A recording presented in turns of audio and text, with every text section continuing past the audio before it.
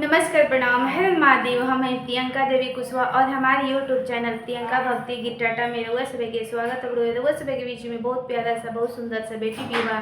कन्यादान गीत हम लेके आ गए बनी। गीत के पूरा जरूर सुनब, वीडियो को लाइक शेयर जरूर करब। जब तक ले चैनल के सब्सक्राइब नहीं किया कर ले तो चैनल के भी सब्सक्राइब जरूर कर ले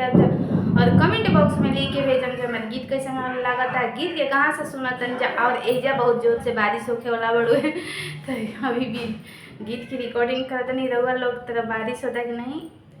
कमेंट बॉक्स में लिख के भेजम जाता। चलिए रहुआ सब गीत सुनावता नहीं। लाले रंग लहंगवा हो बेटी पियर बाड़े गहनावा पियर बाड़े गहनावा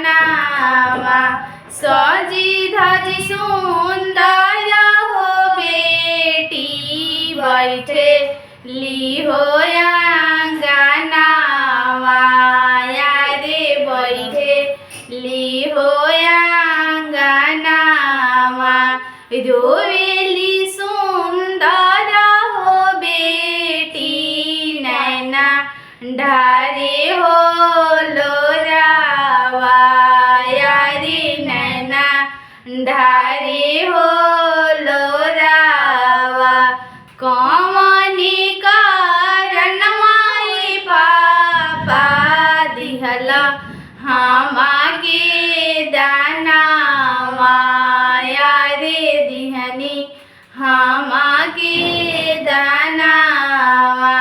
कौमनी कारण माई चाचा दिहनी हमा के दानावा यारे दिहनी हमा के दानावा हंसलिया पना हो पापा मुखे शोभे हो पानावा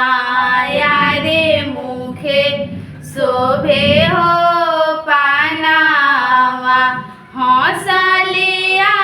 पना हो चाचा मुखे शोभे हो पानावा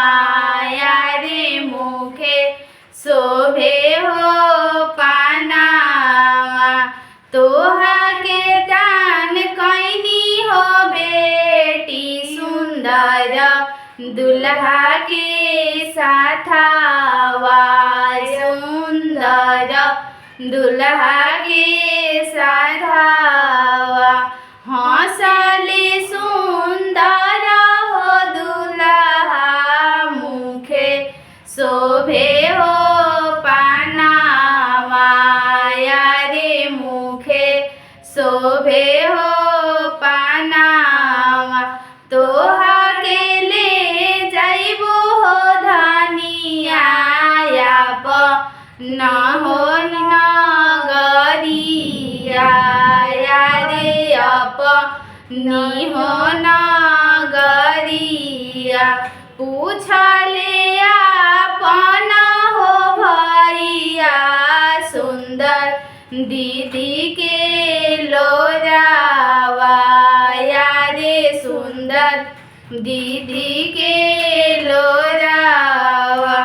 डोलिया लौटाइबो हो दीदी मर बोहो कहारावा यारे मर बोहो कहारावा जाए नहीं देवो हो दीदी सुंदर जीजा के साथावा सुंदर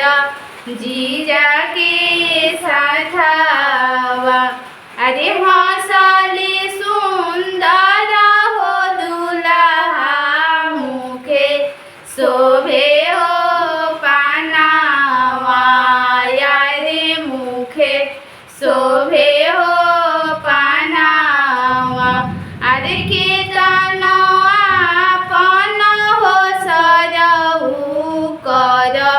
बहो जाता नावा यारे कर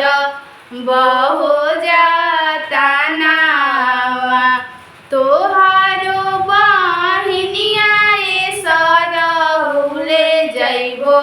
अपने हो संघवा यारे ले जइबो अपने हो संघवा करी के विदैया हो सरहु ले जइबो अपने नगरिया यारे ले जइबो अपने नगरिया।